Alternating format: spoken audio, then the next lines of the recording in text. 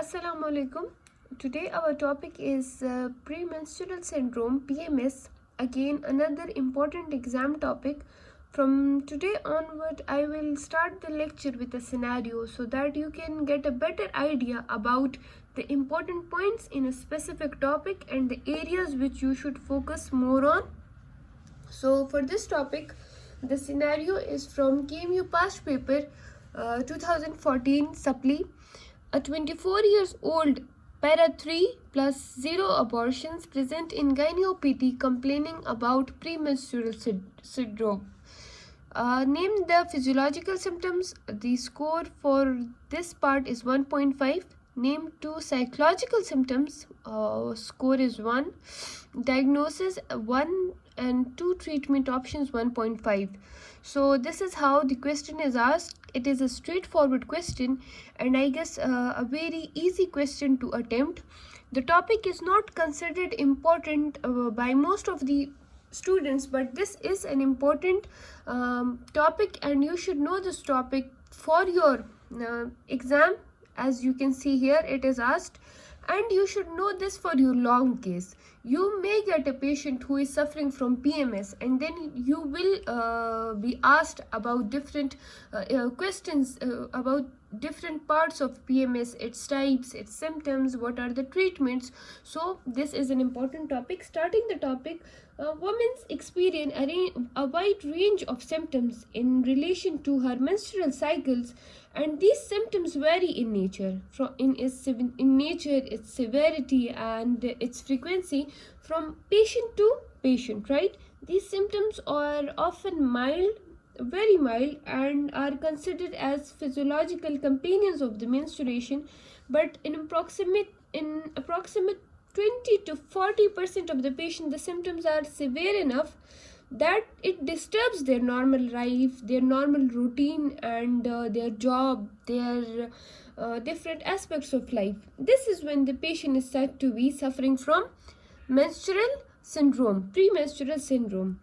So how are we going to define premenstrual syndrome? A reasonable and comprehensive way of defining premenstrual syndrome is that it is a disorder of non-specific physical, psychological, or behavioral symptoms recurring in the premenstrual phase of menstrual cycle.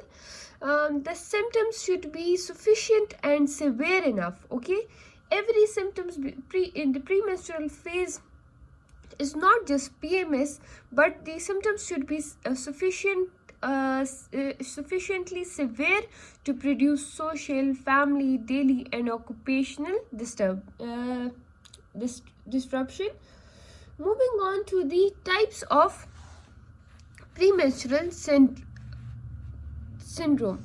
There are two types of premenstrual syndromes, and it is classified into primary and secondary type. PMS is said to be primary when symptoms resolve completely by the end of menstruation, and it is said to be secondary when the symptoms persist following menstruation. I guess this is very easy to understand.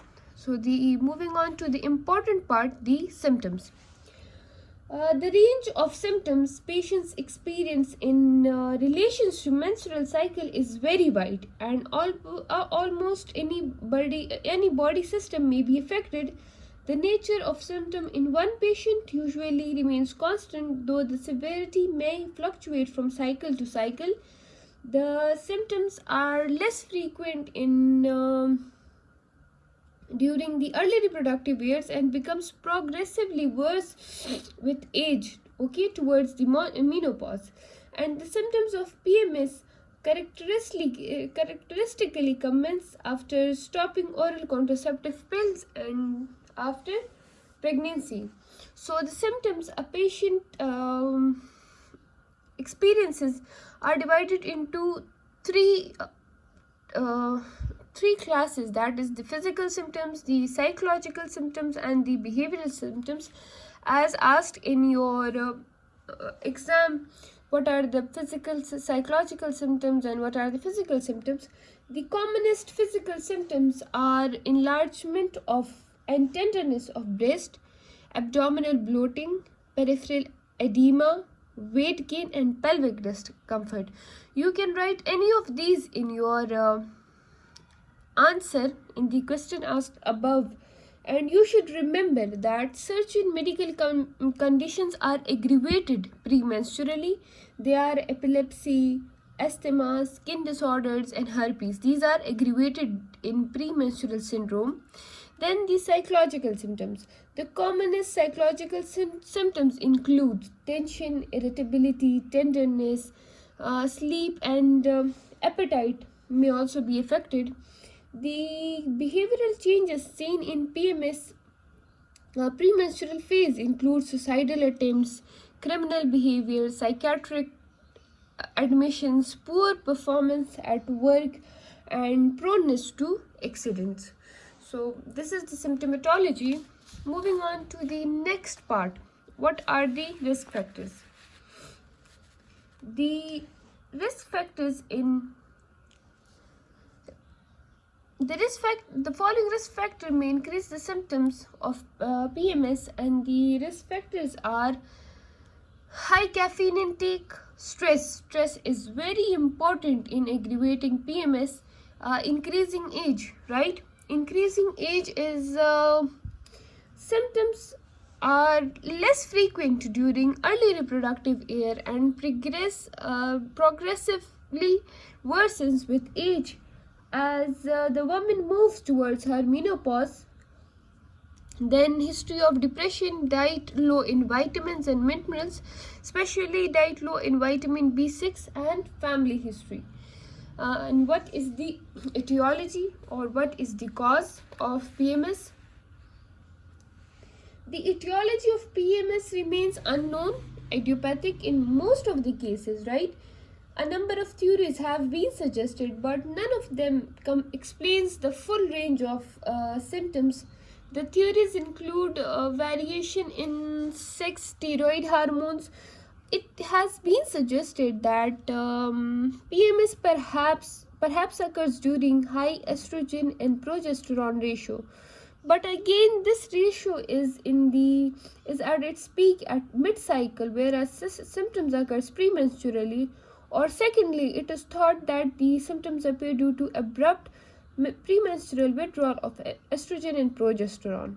But premenstrual complaints usually develop before the decline in ovarian hormones production. So variation in sex steroid hormones simply may be one of the cause contributing to the symptoms. Fluid retention. Okay, we talked about some symptoms like breast tenderness, breast enlargement, abdominal bloating, and weight gain.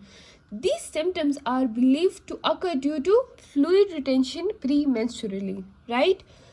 Breast enlargement, abdominal bloating, weight gain.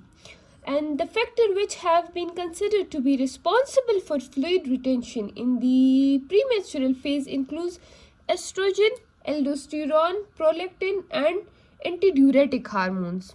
Okay, then vitamin deficiency, it is also a risk factor, and it is also considered in the etiology. The behavioral changes that we seen may be possibly due to deficiency of vitamin B6. Hypoglycemia, again, hypoglycemia, the symptoms of hunger, fatigue, anxiety, and irritability sorry, all overlap with the symptomatology of hypoglycemia. So it suggests that alteration in glucose metabolism may be responsible for the this aspect of PMS. Then psychological and genetic factors are important in the etiology of PMS, and the other factors which are blamed in etiology of PMS includes menstrual toxin, magnesium deficiency, prostaglandins, and autoimmunity to progesterone.